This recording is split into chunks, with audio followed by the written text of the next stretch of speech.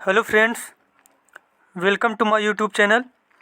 आज हम लोग सीडीपी के 30 मोस्ट इम्पॉर्टेंट क्वेश्चन कंप्लीट करेंगे जो सभी शिक्षक भर्ती के लिए बेहद ही महत्वपूर्ण है।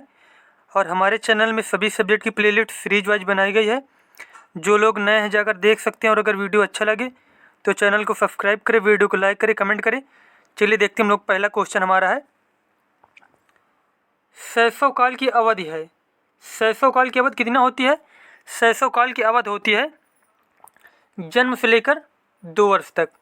जन्म से लेकर 2 वर्ष तक। अब यहीं पे अगर शैशवावस्था पूछा जाता तब क्या बताते हम लोग? तब बताते जन्म से लेकर 6 वर्ष तक। अगर शैशवावस्था पूछा जाएगा तब बताएंगे जन्म से लेकर 6 वर्ष तक। अब शैशव काल पूछा जाएगा जब, तब बताएंगे जन्म से लेकर 2 वर्ष तक। उसके बाद अगला क्वेश्चन हमारा है सेकंड नंबर, पियाजे के अनुसार 2 से 7 वर्ष के बीच एक बच्चा संज्ञानात्मक विकास की कौन सी अवस्था में होता है? जिसका करेक्ट आंसर हो जाएगा कि जो 2 से 7 वर्ष के बीच की अवस्था होती है उसे बोला जाता है पूर्व संक्रियात्मक। कौन सी अवस्था बोला जाता है? 2 से 7 वर्ष के बीच की पूर्व संक्रियात्मक।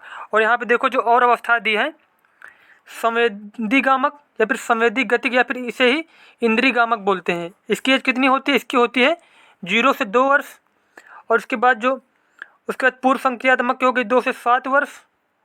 और उसके बाद मूर्त संक्रियात्मक की होती है 7 से 11 वर्ष। और उसके बाद औपचारिक या फिर अमूर्त संक्रियात्मक इसे बोला जाता है। 4th नंबर जो अवस्था होती है इसकी एज होती है 11 से 15 वर्ष, या फिर 15 वर्ष से कहीं कहीं पे लिखेगा 11 वर्ष से अधिक। तो क्या जो ऑप्शन में मिलेगा उसे ही करेक्ट बताएंगे हम लोग। तो यहाँ पे देखो पियाजे ने 4 अवस्थाएं जो बताई, तो इसमें पहली ये हो गई संवेदीगामक, दूसरी कौन सी हो गई पूर्व संक्रियात्मक, तीसरी कौन सी हो गई? तीसरी हो गई मूर्त संक्रियात्मक, और चौथी कौन सी हो गई? अमूर्त संक्रियात्मक। ये चारों अवस्थाएं याद कर लीजिए, बहुत इंपॉर्टेंट है चारों अवस्थाएं, मोस्ट इंपॉर्टेंट है। उसके बाद नेक्स्ट क्वेश्चन हमारा है, तीसरा क्वेश्चन हमारा है विकास। विकास जो होता है पहले सामान्य फिर विशिष्ट की ओर बढ़ता है। तो इसका करेक्ट आंसर हो जाएगा सामान्य से विशिष्ट की ओर। क्या फिल करेंगे यहाँ पे? विकास सामान्य से विशिष्ट की ओर बढ़ता है।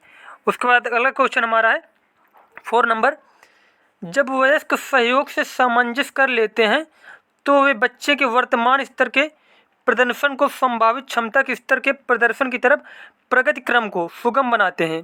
इसे कहा जाता है, इसे क्या कहा जाएगा? इसे कहा जाएगा कि बच्चों को सहयोग देना, वयस्कों के द्वारा क्या करना? बच्चों को सहयोग देना। तो इसका करेक्ट आंसर हो जाएगा हमारा ए नंबर। क्या हो जाएगा? ए नंबर।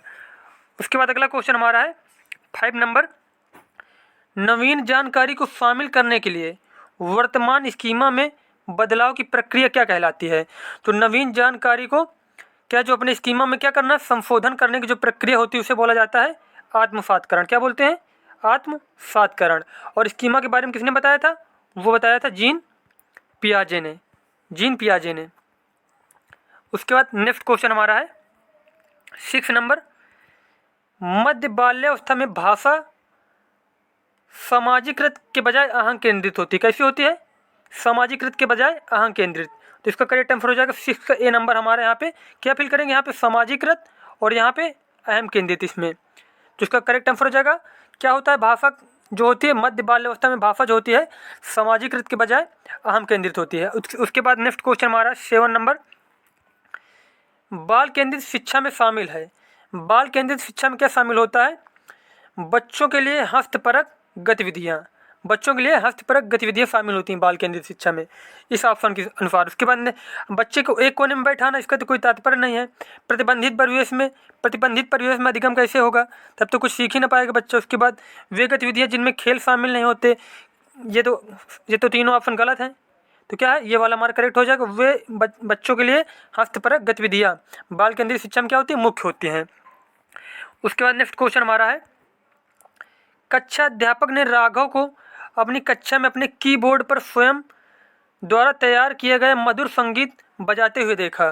कक्षा अध्यापक ने विचार किया कि राघव में, अब यहाँ पे किस प्रकार की बुद्धि के बारे में बात हो रही थी?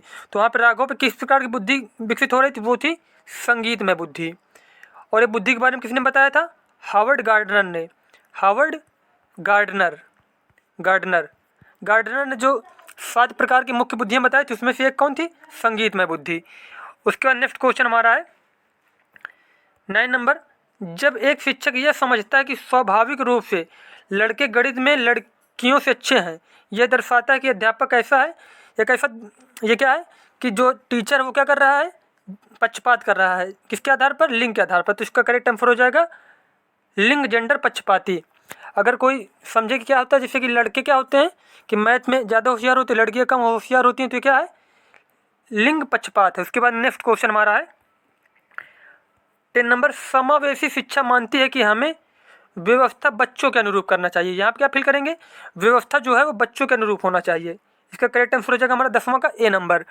उसके बाद अगला क्वेश्चन हमारा है सीखना एक सार्वभौमिक प्रक्रिया है जो समस्त प्राणियों में पाई जाती है।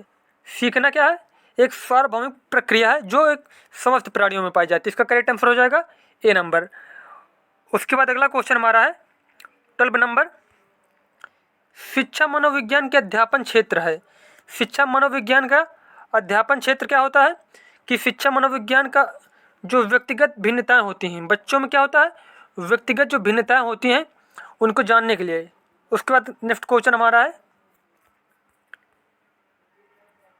13 नंबर, केस स्टडी विधि मुख्यतः प्रयुक्त होती है। केस स्टडी विधि का प्रयोग किस लिए किया जाता है? वैयक्तिक अध्ययन हेतु। किस लिए? वैयक्तिक अध्ययन हेतु। उसके बाद नेक्स्ट क्वेश्चन हमारा है अचेतन मन का अध्ययन किया जाता है। अचेतन मन का अध्ययन कैसे किया जाता है? वो किया जाता है निरीक्षण द्वारा। अचेतन मन का अध्ययन कैसे किया जाता है? निरीक्षण द्वारा। उसके बाद अगला क्वेश्चन हमारा 15 नंबर, पढ़ाते समय चित्र दिखाने में सबसे अधिक महत्वपूर्ण लाभ कौन सा है? जब कोई बच्चा पढ़ रहा है तो उसे चित्र दिखाने का क्या फ़ायदा होता है सबसे ज़्यादा? कि इससे पाठ को समझने में सहायता मिलती है। क्या होता है? इससे पाठ को समझने में सहायता मिलती है। उसके बाद नेक्स्ट क्वेश्चन हमारा है बालक के प्रारंभिक सामाजिक विकास में सर्वाधिक महत्वपूर्ण कारक होता है। सर्वाधिक महत्वपूर्ण कारक क्या होता है? अपने ही लिंग के माता पिता से लगाओ, या फिर यहाँ पे ऑप्शन मिल जाए परिवार। क्या मिल जाए? परिवार ऑप्शन मिल जाए। बालक के प्रारंभिक सामाजिक विकास में सर्वाधिक महत्वपूर्ण कारक क्या होता है? बच्चे के परिवार का। उसके बाद नेक्स्ट क्वेश्चन हमारा है 17 नंबर, बालकों में यदि अंतः वैयक्तिक संबंधों की पुनर्स्थापना करनी है तो शिक्षक को चाहिए कि वह उनके, अब यहाँ पे क्या करना है? बच्चों में अगर व्यक्ति संबंधों की पुनर्स्थापना करनी है तो शिक्षक को क्या करना चाहिए?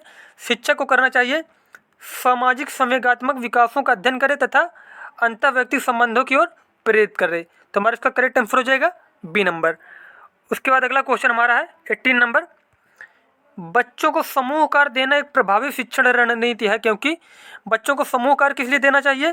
क्योंकि बच्चे जो होते हैं सीखने की प्रक्रिया में बच्चे एक दूसरे से सीखते हैं और परस्पर सहभागिता भी करते हैं। क्या करते हैं? जब उन्हें सामूहिक कार्य दिया जाएगा तो क्या करेंगे? बच्चे के एक दूसरे की सहायता भी करेंगे और मतलब खुद उससे सीखेंगे।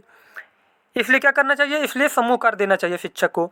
उसके बाद नेक्स्ट क्वेश्चन हमारा है 19 नंबर, शब्दों को वाक्यों के क्रमानुसार लगाने के नियमों को क्या कहा जाता है? शब्दों को वाक्यों के क्रमानुसार लगाने के नियमों को कहा जाता है वाक्य विन्यास। क्या कहा जाता है? वाक्य विन्यास। उसके बाद नेक्स्ट क्वेश्चन हमारा 20 नंबर, निम्न में से कौन सा बाल विकास का एक सिद्धांत नहीं है? विकास के सभी क्षेत्र महत्वपूर्ण है, ये तो करेक्ट है।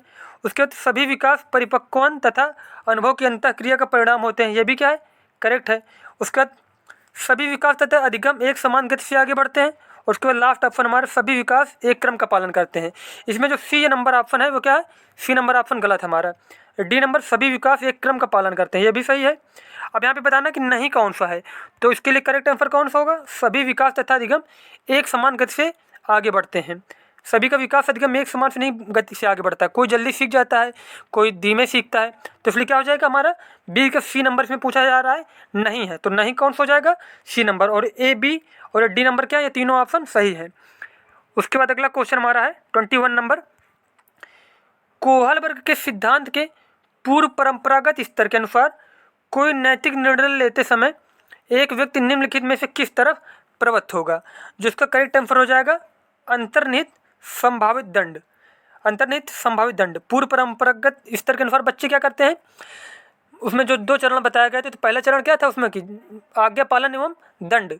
बच्चे क्या करते हैं? कोई भी कार्य करते हैं कि उन्हें जो भी कार्य मतलब बोला जाता है तो दंड ना मिले, इसलिए कोई कार्य करते हैं बच्चे। तो इसका करेक्ट आंसर क्या हो जाएगा? अंतर्निहित संभावित दंड।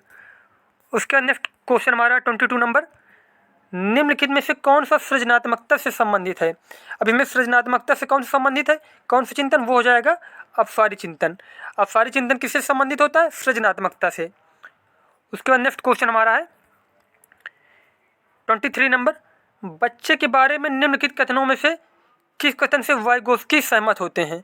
तो वाइगोत्स्की ने क्या बताया था कि जो बच्चे होते हैं वो सामाजिक अंतःक्रिया के द्वारा सीखते हैं। तो इसका करेक्ट आंसर हमारा कौन सा हो जाएगा, बच्चे समवयस्कों और वयस्कों के साथ सामाजिक अंतःक्रिया के माध्यम से सीखते हैं। इसका करेक्ट आंसर हो जाएगा हमारा डी नंबर। उसके बाद अगला नेक्स्ट क्वेश्चन हमारा है 24 नंबर, बच्चे क्या होते हैं, बच्चे जिज्ञासु प्राणी होते हैं जो अपने चारों ओर जगत को खोजने के लिए अपने ही तर्कों और क्षमताओं का उपयोग करते हैं। इसका करेक्ट आंसर कौन सा होगा, बच्चे क्या होते हैं, जिज्ञासु प्राणी होते हैं जो अपने चारों ओर के जगत को खोजने के लिए अपने ही तर्कों और क्षमताओं का उपयोग करते हैं। उसके बाद नेक्स्ट क्वेश्चन हमारा 25 नंबर, प्रकृति पोषण विवाद में प्रकृति से क्या अभिप्राय है। प्रकृति पोषण विवाद में प्रकृति से अभिप्राय क्या होता है, जैविक विशिष्टता एवं वंशानुक्रम सूचनाएं। इसका करेक्ट आंसर क्या होगा 25 का ए नंबर, प्रकृति से क्या मतलब होता है, जैविक विशिष्टता या फिर वंशानुक्रम सूचनाएं। उसके बाद नेक्स्ट क्वेश्चन हमारा 26 नंबर, बच्चे किस प्रकार से सीखते हैं, नीचे दिए गए कथनों में कौन सा इस प्रश्न के विषय में सही नहीं है। बच्चे तब सीखते हैं जब वे संज्ञानात्मक रूप से तैयार होते हैं। ये ऑप्शन क्या करेक्ट है, जब बच्चे तैयार होंगे तभी सीखेंगे। अब कोई 2 साल का बच्चा है, अब उसे MBBS की किताबें पढ़ाओगे तो कैसे उसे आएगा, कुछ नहीं समझ में आएगा उसको। तो क्या, जब संज्ञानात्मक रूप से उसका जब बुद्धि तैयार हो जाए उस लेवल की, तभी उतना पढ़ाना चाहिए। उसके बाद बच्चे अनेक प्रकार से सीखते हैं, ये भी करेक्ट है, बच्चे बहुत तरीके से सीखते हैं। उसके बाद नेक्स्ट पॉइंट क्या है हमारा, कि बच्चे सीखते हैं क्योंकि वे स्वाभाविक रूप से प्रेरित होते हैं। जब तक किसी का कोई इच्छा ही नहीं होगी सीखने की तो कैसे सीखेगा, जब तक अंदर से वो उत्सुक नहीं होगा सीखने के लिए तो क्या होगा, नहीं सीख पाएगा। तो इसका भी करेक्ट आंसर हो जाएगा सी नंबर। अब यहाँ पे बच्चे केवल कक्षा में सीखते हैं, ये क्या, ये ऑप्शन गलत है। बच्चे केवल कक्षा में सीखते, बच्चे बहुत तरीके से सीखते हैं। इसमें क्या बताना, सही नहीं है। तो कौन सा सही नहीं है, डी नंबर ऑप्शन सही नहीं है। उसके बाद नेक्स्ट क्वेश्चन हमारा है 27 नंबर, बच्चों में ज्ञान की रचना करने और अर्थ निर्माण करने की क्षमता होती है, इस परिप्रेक्ष्य में एक शिक्षक की भूमिका होनी चाहिए। एक शिक्षक की भूमिका कैसी होनी चाहिए, एक शिक्षक की भूमिका होती है सुगमकर्ता की। कैसी, सुगमकर्ता की। उसका नेक्स्ट क्वेश्चन हमारा है 28 नंबर क्वेश्चन हमारा है, बच्चों की त्रुटियों के बारे में निम्नलिखित में से कौन सा कथन सत्य है। जिसमें से करेक्ट आंसर हो जाएगा वो हो जाएगा हमारा इसमें से, कि बच्चों की त्रुटियां उनके सीखने की प्रक्रिया का अंग है। क्या होता है, बच्चे त्रुटियों के माध्यम से भी सीखते रहते हैं। उसके बाद नेक्स्ट क्वेश्चन हमारा है 29 नंबर, बालक की अभिवृद्धि संबंध में निम्न कथनों पर विचार कीजिए। अब यहाँ पे मैं बताना कौन कौन से इसमें ऑप्शन करेक्ट है। अभिवृद्धि का मापन परिणात्मक होता है, ये करेक्ट ऑप्शन है। क्या होता है, अभिवृद्धि का मापन परिणात्मक होता है। उसके बाद अभिवृद्धि शारीरिक अंगों की होती है, ये भी करेक्ट ऑप्शन है। क्या है, वृद्धि क्या होती है, शारीरिक अंगों की होती है।